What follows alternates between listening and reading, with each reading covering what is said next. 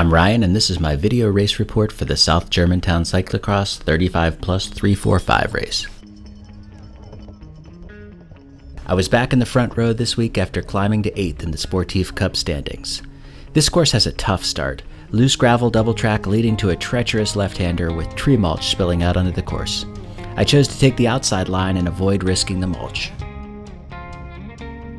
I slotted into 3rd after the start, and the course opened up a lot after the first curve.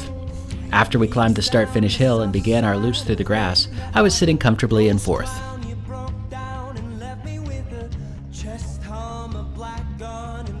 There aren't a lot of natural features in this area of South Germantown Rec Park. It's a big grassy field with a pump track at one corner and a mountain bike connector trail zigzagging throughout. Oh, and the occasional soccer ball soaring in from the sides. The promoters have done a nice job of winding up a course that's challenging but allows you to hold some speed. Zipping off camber downhills without brakes is unnerving, but that's what makes this course fun. I had 2 riders pass me on a sloppy maneuver as we neared the edge of the grassy field. With a wide open course, it's frustrating to get bumped during one of the few tight gravelly sections of the course. One rider passed me and he was promptly passed by the rider behind him, taking advantage of his wobble. Those 2 guys finished 1-2, so they would have passed me eventually, I guess. Everyone stayed together as we moved from that section to my love-hate section of the race this week, which was flat but had a brutal headwind. The great part about a down and back section like this, though, is that you can clearly see where the other racers are around you. I've spent a lot of time practicing mounts and dismounts this fall, and it paid off every time through these barriers. This first time, I temporarily moved from 6th to 4th. I think I gained a second or 2 through the barriers each time, and every second counts.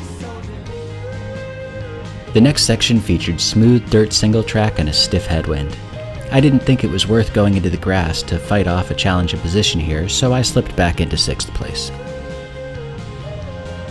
The course was dry this week, so there were 2 to 3 turns that I took with extra caution, and this entry turn into the woods was one of them.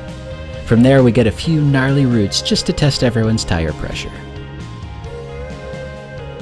Coming out of the woods, there was a great log hop feature with a pit of sand behind it. Unfortunately, this section was crowded with riders before the race, and I didn't get a chance to practice. I figured with our pack of riders, I'd be better off running, and that was a huge mistake. It was an easy hop that I made every other lap, and the pack accelerated without me. I may have only lost a couple of seconds, but every second counts. I finished the first lap in 6th, and the race eventually spread out as we skip over to the headwind out and back. A rider powered past me in this section, but I moved back ahead of him with smooth barrier technique. Again, every second counts. I slid back to 7th as we climbed the finishing hill for the 3rd time.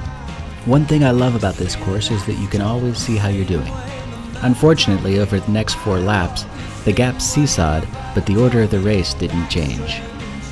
As I hopped over the log and out of the woods the last time, I was really just trying to avoid getting smoked by a rider from a different category who was hot on my heels. But then I noticed someone ahead of me on the turn. I poured on everything I had, but unfortunately it wasn't enough. I ended up 7th, 1 second behind 6th, and only 10 seconds behind 5th. Every second counts. With 3 more races to go in the series, the Sportif Cup continues next week in Winchester with the Apple Cross weekend.